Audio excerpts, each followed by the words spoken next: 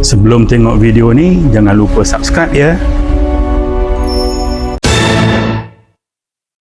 Ceplos-ceplos, kalau nak ambil SPM, jangan guna teknik ni. Video hari ni, saya nak puji sikit Datuk Seri Anwar Ibrahim. Saya nak cerita pasal kehebatan Datuk Seri Anwar Ibrahim menjawab soalan. Atau lebih dikenali sebagai spin. Tonton video ni sampai habis. Jangan lupa subscribe, follow saya, komen, like dan yang paling penting, repost video ni. Saya rasa ahli politik mungkin ingat dia masih hidup zaman dinosaur. Mungkin mereka tak tahu apa yang mereka cakap 10 tahun lepas pun orang boleh tengok sekarang. Bila orang tunjuk balik apa yang mereka cakap dulu, ada je jawapan mereka. Mereka anggap rakyat ni apa? Mereka anggap rakyat ni senang digula-gulakan. Bagi bakul makanan, bagi bantuan 200-300, rakyat akan senyap. Inilah yang berlaku dari dulu sampai sekarang. Kita je yang tak sedar.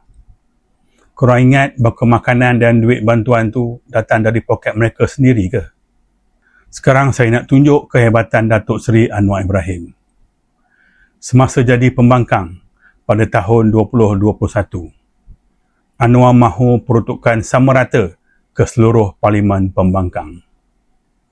Selepas jadi kerajaan, Datuk Seri Anwar Ibrahim keluar satu kenyataan pada tahun 2023. Anwar secara prinsip setuju beri peruntukan kepada pembangkang. Tapi ada syarat pula, kena berbincang. Kita pun tahu perkara ni tak jadi kenyataan. Pada tahun 2025, korang tengok ni pula. Isu peruntukan pembangkang tidak pernah ada syarat perlu sokong saya, PM Anwar.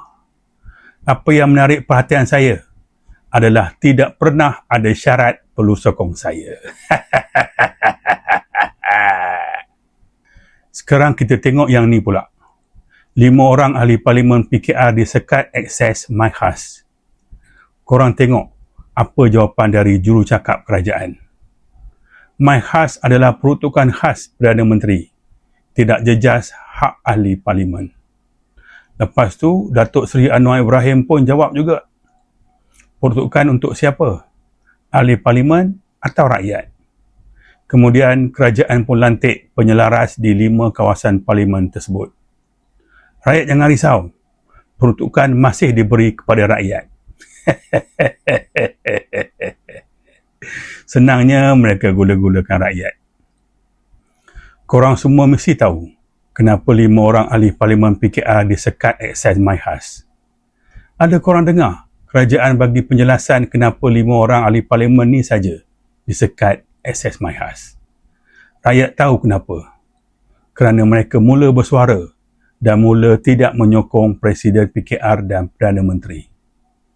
Mana pergi tidak pernah ada syarat perlu sokong saya. Oh, statement ni untuk peruntukan pembangkang je kot. Kalau peruntukan untuk parti sendiri, perlu ada syarat sokong saya. Saya pun tak pastilah siapa penasihat Datuk Seri Anwar Ibrahim ni. Kalau ahli Parlimen PKR ada buat salah, siasatlah. Kalau melanggar undang-undang, ambil tindakan. Kalau melanggar disiplin parti, guna mekanisme disiplin parti. Jangan jadikan peruntukan rakyat sebagai senjata politik. Saya sebagai salah seorang penduduk di Ampang dan saya rasa semua rakyat perlu tanya beberapa soalan. Kenapa ahli Parlimen yang dipilih rakyat tidak lagi menjadi saluran utama? Siapa pilih penyelaras? Atas kriteria apa penyelaras tersebut dipilih? Adakah penyelaras mempunyai mandat rakyat? Kalau sistem lama tiada masalah, kenapa perlu ubah? Kenapa ubah pada 5 kawasan Parlimen ni sahaja? Saya tahu kerajaan tidak akan jawab semua soalan ni. Kerajaan akan jawab soalan yang tidak ditanya. Ini jawapan kerajaan. Itulah kehebatan Datuk Seri Anwar Ibrahim. Saya respect dengan ahli Parlimen saya, iaitu YB Roziah Ismail, kerana kekal dengan prinsip beliau. Bukan sebab beliau menentang kerajaan semata-mata, tetapi kerana beliau berani membawa persoalan yang menyentuh mandat rakyat di kawasan yang beliau wakili. Dalam politik, mudah untuk diam apabila kita berada dalam kerajaan. Yang susah ialah bersuara apabila persoalan itu melibatkan orang dalam kelompok sendiri. Beliau boleh saja memilih untuk diam dan mengikut arus. Dan bagi saya, ini bukan semestinya soal pro Anwar atau anti Anwar. Ini soal prinsip. Kalau kita dipilih rakyat, kita mesti berani bersuara untuk rakyat, walaupun persoalan itu tidak selesa untuk ditanya.